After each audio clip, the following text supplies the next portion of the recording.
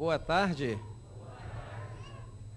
Todos estão com aparência assim um pouco triste. O que foi? A despedida foi dolorosa, não?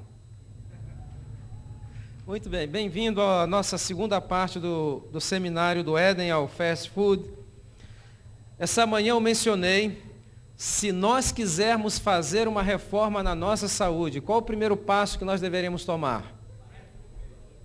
Parar de comer? Reduzir a ingestão de alimentos ou a ingestão de quê? De calorias, principalmente as calorias vazias. Agora, é interessante que esse é o passo mais importante e também é o passo mais o quê? Mais difícil. Não é verdade? Nós temos uma tendência genética à glutonaria. Já está no nosso gene. Por exemplo, quando Satanás foi tentar nossos primeiros pais, qual foi a estratégia que ele utilizou? O apetite, não é verdade? E desde então na raça humana tem tido essa tendência a condescender com o apetite. E é interessante que no livro Desejado de Todas as Nações, no capítulo que fala sobre a tentação no deserto, o Espírito de Profecia menciona o seguinte: a primeira tentação foi o alimento. 4.000 anos depois da criação, Jesus estava novamente de frente com Satanás no deserto da Judéia. E qual foi a primeira tentação apresentada pelo diabo a Jesus? O alimento. Quantos dias Jesus estava sem comer e sem tomar água? 40 dias. 40 dias? E 40 noites. Por que a Bíblia menciona 40 dias e 40 noites? Porque os árabes, durante o Ramadã, eles também jejuam 40 dias. Só que durante a noite comem à vontade. Para que não houvesse nenhum tipo de dúvida de qual tipo de jejum Jesus estava fazendo, o evangelista colocou 40 dias e 40 noites. E note o que diz no livro O Desejado de Todas as Nações, capítulo A Tentação do Deserto. Diz assim: onde começou a ruína, onde fracassou o primeiro Adão, o segundo Adão deveria sair vitorioso. Onde começou a ruína, deveria recomeçar a obra de restauração. Então, quando nós falamos em mensagem de saúde, como estamos falando em reforma alimentar, a ênfase não é somente a saúde física, tem uma relação direta também com que tipo de saúde? Com a nossa saúde espiritual e com a nossa relação com quem? Nossa relação com Deus. Qual é a única maneira pela qual Deus se comunica com os seres humanos? O Espírito Santo nos fala através de quê?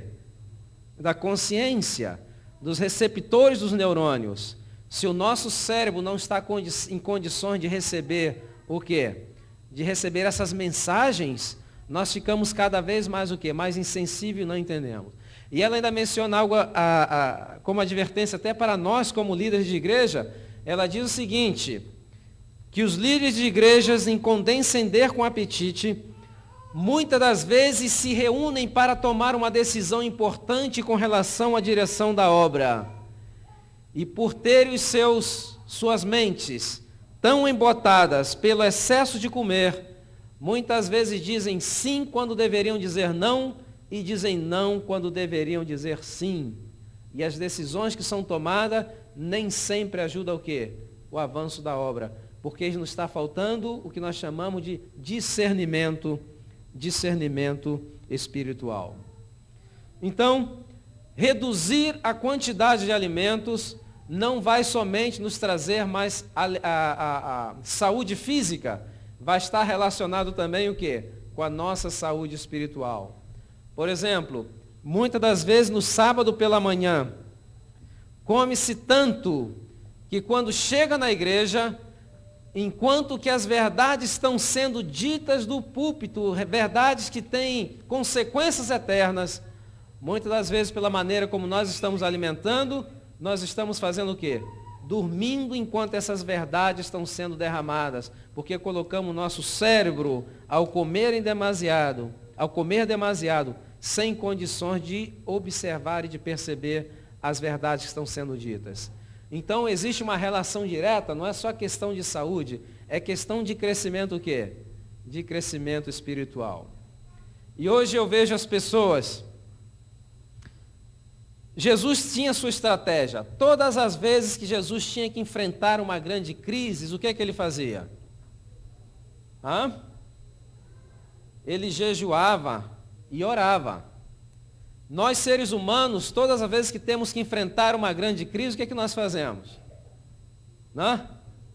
Parece que a própria crise estimula uma ansiedade, as pessoas estão comendo sem cessar. Então, vamos ver o ponto de vista bíblico, porque às vezes pensamos assim, não, tenho que comer porque essa crise é muito forte, eu tenho que estar forte para enfrentar esta crise. E às vezes reduzir o consumo de alimentos, fazer um jejum breve, vai nos colocar muito mais aptos para enfrentar as crises que nós temos que enfrentar. Então, reduzir o consumo de produtos de origem animal. Segundo passo, qual seria? Qual a coisa mais importante? Reduzir a ingestão de açúcar branco refinado. Se existe um produto que foi introduzido na dieta do ser humano e que tem deixado consequências muito mais devastadoras do que o consumo da carne, é o que nós chamamos de açúcar branco refinado. Inclusive, o Espírito de Profecia menciona que o açúcar é pior do que a carne.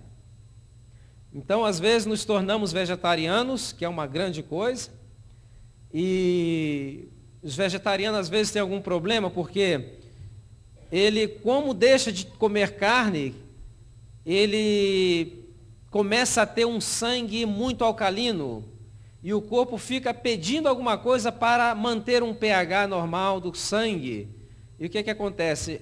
A maior fonte de ácido estão nos produtos de origem animal. Mas como ele não come carne, o que ele começa a indulgir? Indulgir em quê? Açúcar e massas.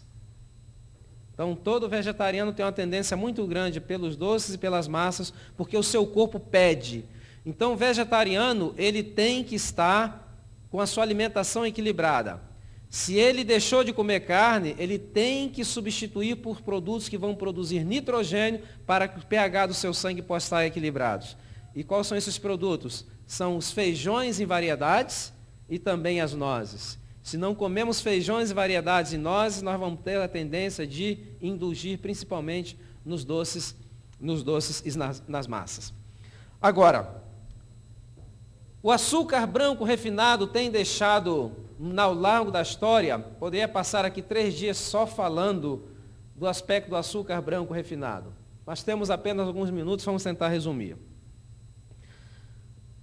Para que vocês tenham uma ideia do impacto que tem o consumo de açúcar em excesso em um país, em uma nação, em 1906, aproximadamente 100 anos, foi feita uma pesquisa no mundo, comparando 100 países, e a ideia dessa pesquisa era para descobrir qual era a nação mais saudável do planeta há 100 anos atrás.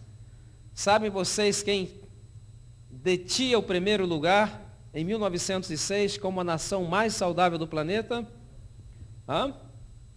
Estados Unidos da América. Em 1997 fizeram novamente o mesmo estudo, comparando os mesmos países. Sabe que lugar nós ocupamos hoje?